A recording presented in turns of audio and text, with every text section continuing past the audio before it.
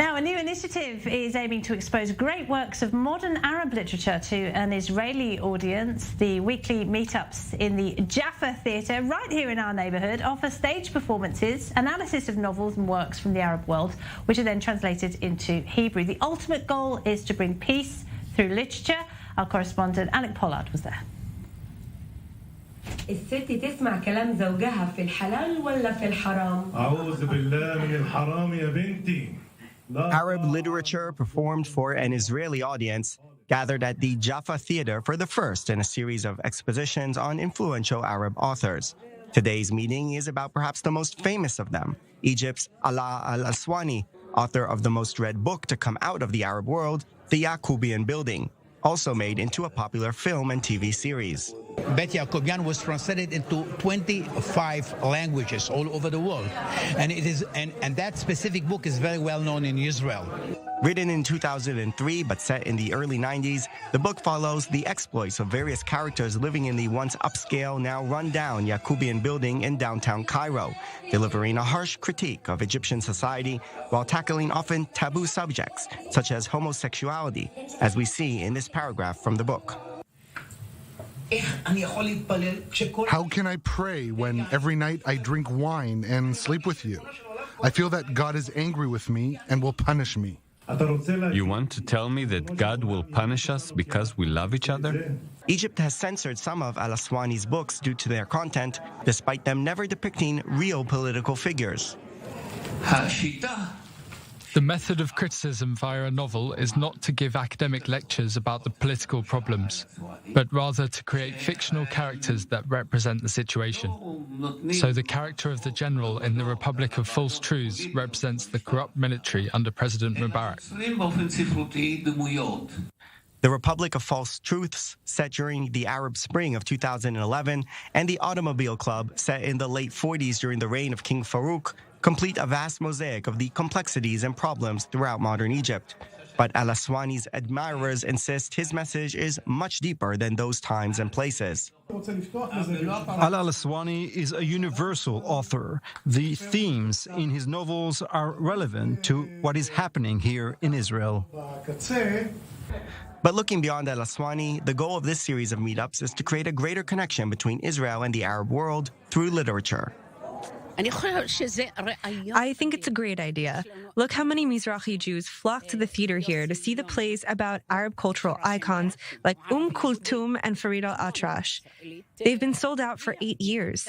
It shows what a longing there is among Mizrahi Jews for that part of their culture and heritage. I do believe that we should facilitate culture, the common culture of the different countries, different peoples living in the Arab world. That I do believe that it would secure kind of, if you wish, a long-standing friendship. Or at the very least, a chance to enjoy some wonderful novels.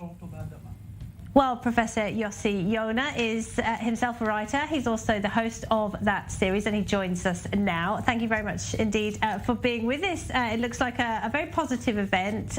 What kind of reception have you had so far?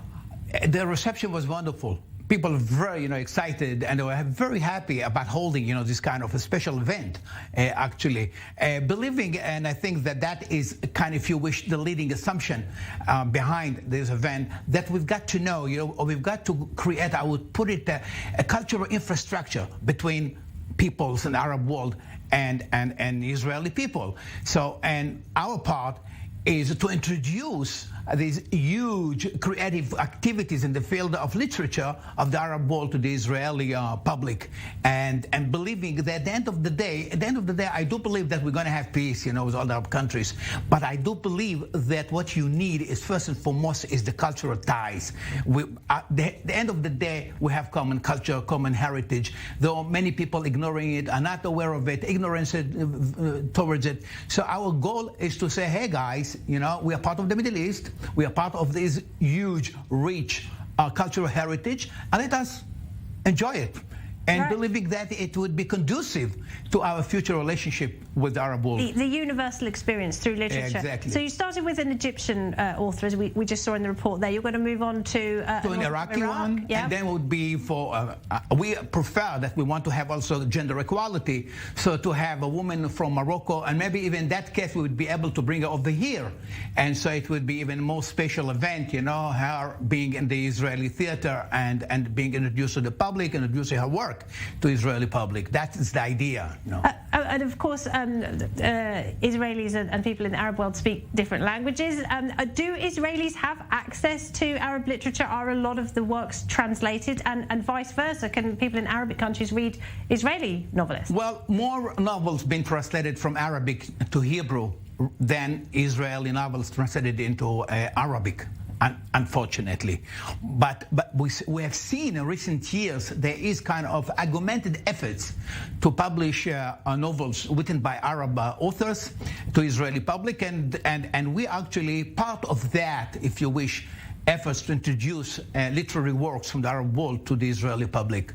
Now, we're talking about cultural understanding. There are sadly a lot of calls for cultural boycotts of Israel. I'm thinking of an Irish novelist, for example, who refused to have her novel translated into Hebrew. What do you think is the impact of these kind of boycotts? Well, it is unfortunate. You know, there is a political situation. We're all aware of it.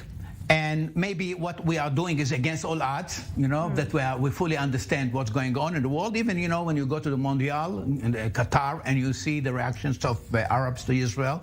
And nonetheless, as I was saying, it is against odds, you know, against all odds. We do believe that at the end of the day, you know, come more openness, that the common background, or if you wish, the cultural heritage, the common cultural heritage, at the end of the day, when we augmented, when we introduced it to people, I do believe that it would help in mitigating stereotypes, fears, anxieties that people have towards each other.